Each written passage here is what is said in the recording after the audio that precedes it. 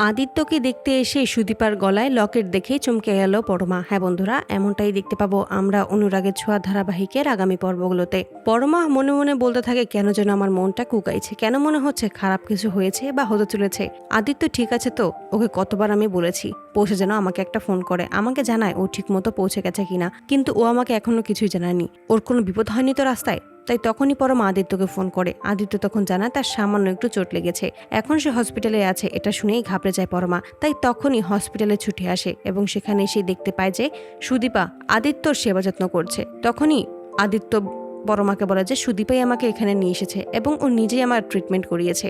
তখন পরমা সুদীপাকে ধন্যবাদ জানায়। হঠাৎ করে লক্ষ্য করে যে সুদীপার গলায় একটা লকেট, ঠিক তার লকেটের মতোই। সুদীপাকে তখন পরমা জিজ্ঞেস করে এই লকেটটা সে কোথায় পেয়েছে। তখনই সুদীপা জানায় এটা তার কাছে আছে ছোটবেলা থেকেই। এটা শুনে চমকে যায় পরমা, ভাবতে থাকে তার মতো একই লকেট সুদীপার কাছে কিভাবে থাকতে পারে। তো বন্ধুরা, তোমরা এটাই তো চাও যেন এভাবেই আদিত্যকে দেখতে এসে সুদীপার গলায় যেন লকেট দেখেই সুদীপাই যে তার যমজ বোন সেটা যেন বুঝতে পারে পরমা। কমেন্টে জানাও।